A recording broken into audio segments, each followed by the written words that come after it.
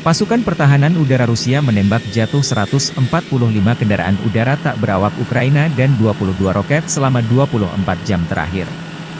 Kemampuan pertahanan udara menembak jatuh 145 kendaraan udara tak berawak Ukraina, 22 roket HIMARS buatan Amerika Serikat dan sistem peluncuran ganda Vampire buatan Ceko, sebuah rudal taktis Tochkau, sebuah rudal permukaan ke udara S-200 yang diubah untuk menyerang target darat dan rudal dari sistem rudal anti-pesawat Patriot buatan AS, demikian pernyataan resmi Kementerian Pertahanan Rusia, 20 Maret. Secara total, Angkatan Bersenjata Rusia menghancurkan 577 pesawat tempur Ukraina, 270 helikopter, 16.280 kendaraan udara tak berawak, 487 sistem rudal permukaan ke udara, 15.545 tank dan kendaraan tempur lapis baja lainnya, 1.248 peluncur roket ganda, 8.467 senjata artileri lapangan dan mortir, dan 19.998 kendaraan bermotor militer khusus sejak dimulainya operasi militer khusus. Perang Rusia-Ukraina memasuki hari 757 belum ada tanda-tanda perdamaian dua kubu.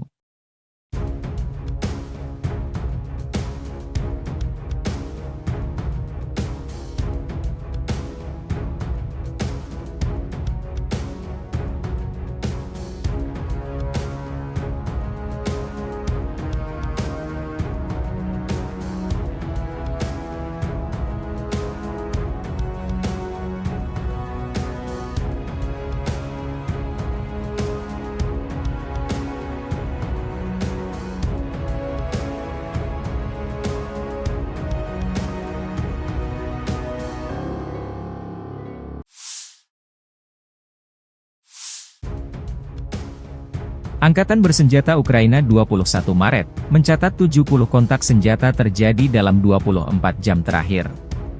Rusia meluncurkan 4 rudal dan 69 serangan udara, 123 serangan dari sistem salvo roket.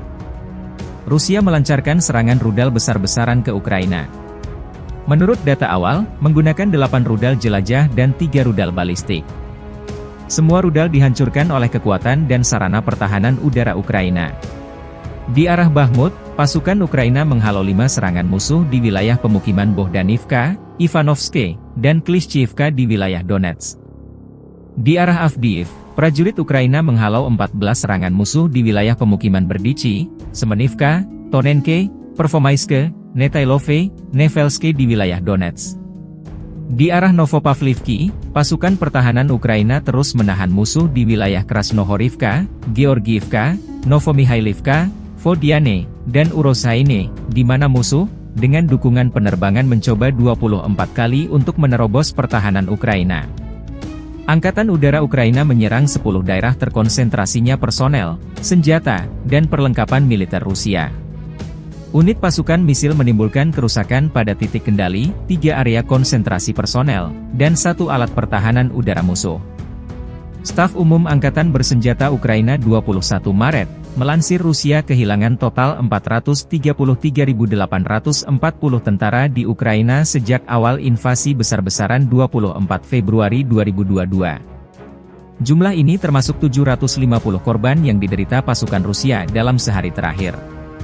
Menurut laporan tersebut, Rusia juga kehilangan 6.832 tank, 13.074 kendaraan tempur lapis baja, 14.242 kendaraan dan tangki bahan bakar, 10.740 sistem artileri, 1.018 sistem peluncuran roket ganda, 721 sistem pertahanan udara, 347 pesawat terbang, 325 helikopter, 8.365 drone, 26 kapal dan perahu, dan 1 kapal selam.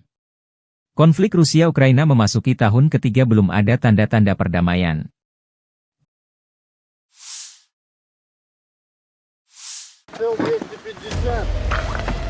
Pengintai Rusia menggunakan kendaraan udara tak berawak mengidentifikasi pusat kendali Wave musuh yang terletak di sebuah gedung di arah Donetsk. Tepatnya di Horlivka. Koordinat target dikirimkan ke pos komando artileri untuk penghancuran. Prajurit Batalion Howitzer menghancurkan target yang teridentifikasi dengan tembakan dari senjata artileri M-STA B 152 mm. Rekaman kontrol objektif yang diterima dari drone secara real-time memungkinkan untuk memverifikasi penghancuran target musuh.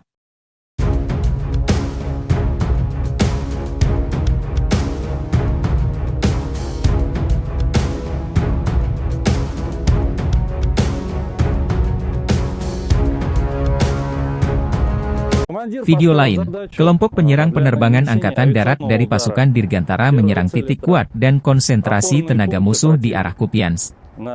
Serangan dilakukan dengan rudal pesawat S-8 yang tidak terarah. Serangan menggunakan helikopter Mi-8 heli serang Rusia. Video dipublikasikan Kementerian Pertahanan Rusia, 20 Maret 2024. Отрабатывали скадрирование по координатам, так как цель площадная. Отработали, выполнили отворот, спрятались за складками рельефа местности и ушли домой. В принципе, задача была выполнена с отличным результатом, цель была достигнута.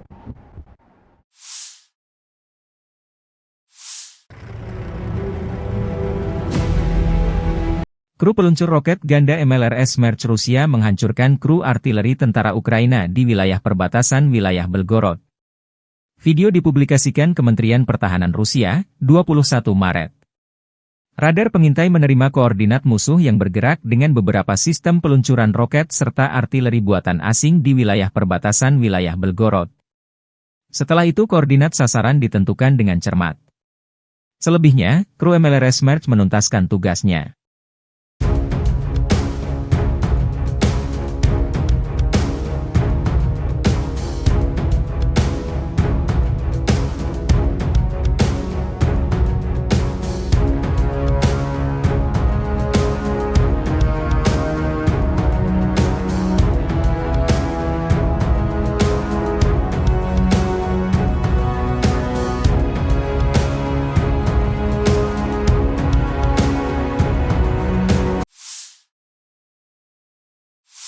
Дорогі українці, українки, підсумки за цей день. Почав день з доповіді головкома Олександра Сирського та начальника Генерального штабу Анатолія Баргилевича. Основні наші дії, ситуація зараз, ключові напрямки, заплановані кроки. Максимально активно працюємо з партнерами та щодо внутрішнього виробництва зброї, щоб дати нашим воїнам більш необхідних засобів. Друге, багато міжнародної роботи сьогодні, дуже активний день, розмова з прем'єр-міністром Індії. Подякував пану прем'єр-міністру Моді за незмінну підтримку територіальної цілісності та суверенітету нашої держави. Також за участь в роботі щодо формули миру на рівні радників. Запросив Індію взяти участь в першому глобальному саміті миру, який готуємо в Швейцарії. Дуже важливо, щоб така глобальна сила, як Індія, проявила своє лідерство у відновленні справедливого миру та у захисті цілей та принципів статуту ООН. Саме в цьому сенс нашої формули миру.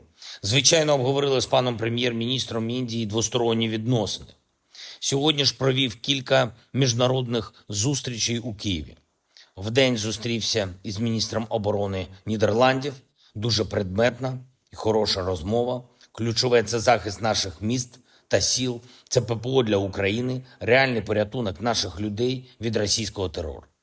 Також збільшення можливостей нашої армії. Нідерланди – один із найбільш послідовних наших партнерів у захисті людського життя та справедливості.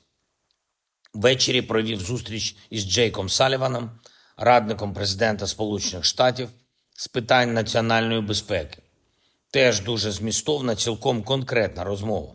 І про оборонну взаємодію, і про спільні політичні результати, яких маємо досягти. Я вдячний Америці за підтримку нашої держави і людей. І це життєво важливо, щоб американське лідерство залишалось міцним. Міцним у захисті міжнародного правопорядку. Ми маємо бути стійкими щодо різних викликів. Ми маємо бути далекобійними, щоб здолати Путіна, а не перебувати в ситуації, коли сумніви щодо міцності Заходу допомагають цьому божевільному. Путін повинен програти, і це питання життя і смерті для демократичного світу. Коли він програє, демократичний світ отримає хорошу перспективу на покоління вперед.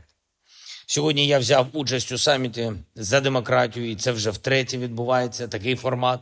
Цьогоріч Республіка Корея об'єднує демократичних лідерів. Вдячний усім, хто дбає про збереження свободи народів та розвиток людей попри всі складнощі, попри увесь хаос в сьогоднішньому світі. І ще одне. Наш Харків. Вже більше 2 років Харків та область зазнають страшних російських ударів. Зруйнована ракетами Салтівка, пошкоджені інші райони та вулиці міста. Зруйновані села та містечка в області. Сьогодні черговий удар Росії по Харкову. Ні на що не здатний вплинути, окрім того, що Україна ще більш принципово та влучно відповідатиме. Від російської ракети у Харкові сьогодні 5 людей загинули. Мої співчуття усім рідним та близьким. Кожному пораненому надається необхідна допомога. Але цього замало. Всі це мають усвідомлювати. Харкову потрібно достатньо систем ППО. Сумщині потрібно ППО. Чернігівщині, усім іншим нашим регіонам, які потерпають від російського терору. Ці захисні системи є у партнерів, і партнерам треба зрозуміти, що ППО має захищати життя. Дякую всім, хто захищає нормальне життя в наших містах і селах. Дякую всім у світі, хто допомагає. Дякую кожній, хто б'ється заради нашої держави і людей, хто працює на оборону, на Україну. Ми обов'язково маємо вистояти і гарантувати Україні надійну безпеку. Всій Україні. Слава Україні!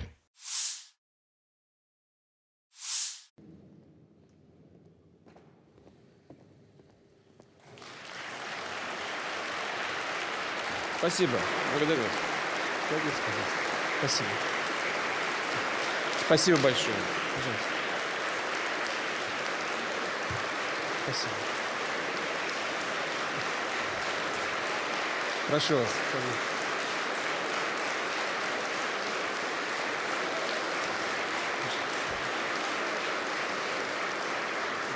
Все мы еще раз должны выразить слова благодарности избирателям, гражданам России за то доверие, которое они нам оказали. Именно нам всем вместе.